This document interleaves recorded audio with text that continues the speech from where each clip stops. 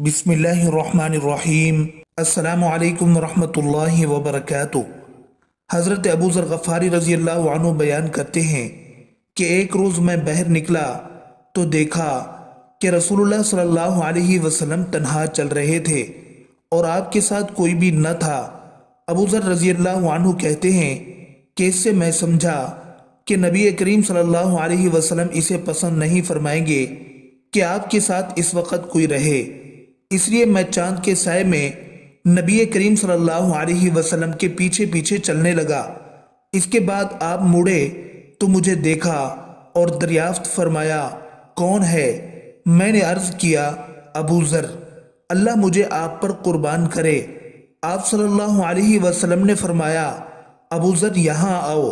بیان کیا کہ پھر میں تھوڑی دیر تک آپ کے ساتھ چلتا رہا۔ اس کے بعد آپ صلی اللہ علیہ وسلم نے فرمایا کہ جو لوگ دنیا میں زیادہ مال و دولت جمع کیے ہوئے ہیں، قیامت کے دن وہی خسارے میں ہوں گے، سوائے ان کے جنہیں اللہ تعالیٰ نے مال دیا ہو اور انہوں نے اسے دائیں بائیں آگے پیچھے خرچ کیا ہو اور اسے بھلے کاموں میں لگایا ہو۔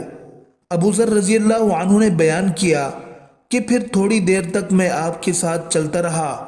آپ صلی اللہ علیہ وسلم نے فرمایا کہ یہاں بیٹھ جاؤ۔ نبی کریم صلی اللہ علیہ وسلم نے مجھے ایک ہموار زمین پر بٹھا دیا جس کے چاروں طرف پتھر تھے اور فرمایا کہ یہاں اس وقت تک بیٹھے رہو جب تک میں تمہارے پاس لوٹ آؤں۔ پھر آپ پتھریلی زمین کی طرف چلے گئے اور نظروں سے اوجھل ہو گئے۔ آپ وہاں رہے اور دیر تک وہیں رہے۔ پھر میں نے آپ سے سنا، آپ یہ کہتے ہوئے تشریف لا رہے تھے، چاہے چوری ہو چاہے زنا ہو۔ ابو ذر کہتے ہیں کہ جب نبی کریم صلی اللہ علیہ وسلم تشریف لائے تو مجھ سے صبر نہیں ہو سکا اور میں نے عرض کیا، اے اللہ کے نبی، اللہ آپ پر مجھے قربان کرے، اس پتھریلی زمین کے کنارے آپ کس سے باتیں کر رہے تھے؟ میں نے تو کسی دوسرے کو آپ سے بات کرتے نہیں دیکھا۔ نبی کریم صلی اللہ علیہ وسلم نے فرمایا کہ یہ جبرائیل علیہ السلام تھے۔ پتھریلی زمین حرہ کے کنارے وہ مجھ سے ملے اور کہا کہ اپنے امت کو خوشخبری سنا دو کہ جو بھی اس حال میں مرے گا کہ اللہ تعالیٰ کے ساتھ کسی چیز کو شریک نہ ٹھہراتا ہو تو وہ جنت میں جائے گا۔ میں نے عرض کیا، اے جبرائیل، خواہ اس نے چوری کی ہو، زنا کیا ہو؟ جبرائیل علیہ السلام نے کہا، ہاں، خواہ اس نے شراب ہی پی ہو۔ امام بخاری رحمۃ اللہ علیہ نے کہا کہ ابو ذر کی حدیث کا مطلب یہ ہے کہ مرتے وقت آدمی لا الہ الا اللہ کہے اور توحید پر خاتمہ ہو تو وہ ایک نہ ایک دن ضرور جنت میں جائے گا، گو کتنا ہی گناہ گار ہو۔ حضرت ابو ہریرہ رضی اللہ عنہ سے مروی ہے کہ رسول اللہ صلی اللہ علیہ وسلم نے فرمایا، کون ہے جو مجھ سے چند نصیحتیں سیکھے تاکہ خود ان پر عمل کرے اور دوسروں تک بھی پہنچائے اور وہ بھی ان پر عمل کر سکے؟ حضرت ابو ہریرہ رضی اللہ عنہ فرماتے ہیں کہ میں نے عرض کی، اے اللہ کے رسول صلی اللہ علیہ وسلم، میں اس کام کے لیے تیار ہوں۔ حضرت ابو ہریرہ رضی اللہ عنہ فرماتے ہیں کہ اللہ کے رسول صلی اللہ علیہ وسلم نے میرا ہاتھ پکڑا اور یہ 5 نصیحتیں شمار کریں۔ نمبر 1، شریعت کے حرام کردہ چیزوں سے خود کو بچاؤ تو سب سے زیادہ عبادت گزار بندے بن جاؤ گے۔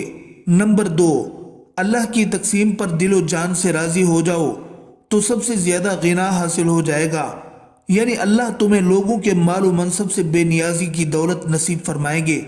نمبر 3، اپنے ہمسایوں کے ساتھ اچھے برتاؤ کا معاملہ کرو تو کامل صفات والے اچھے اور سچے مسلمان بن جاؤ گے۔ نمبر 4، صحیح معنوں میں مسلمان تبھی کہلاؤ گے جب دوسرے مسلمان کے لیے وہی چیز پسند کرو جو اپنے لیے کرتے ہو۔ نمبر 5، زیادہ فضول باتوں پر کھل کھلا کر ہنسنے سے بچو، کیونکہ بے فکری کی وجہ سے زیادہ ہنسنا دل کو مردہ کر دیتا ہے۔ اللہ تعالیٰ کا لاکھ لاکھ شکر ہے کہ اس ذات نے ہمیں انسان بنانے کے بعد ایمان جیسی نعمت عطا فرمائی۔ اہل ایمان کی پہچان یہی ہے کہ وہ اللہ اور اس کے رسول صلی اللہ علیہ وسلم کو مان کر ان کے احکامات کو مانتے اور عمل کرتے ہیں۔ اللہ کے رسول صلی اللہ علیہ وسلم نے ہر موقع پر ایسی باتیں سکھلائی ہیں جن پر عمل کرنا دونوں جہانوں کی کامیابیوں کا باعث ہے۔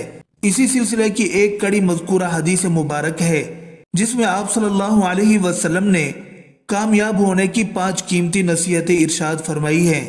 اللہ تعالی ہمیں ان باتوں کو سمجھنے اور ان پر عمل کرنے کی توفیق عطا فرمائے۔ آمین ثم آمین۔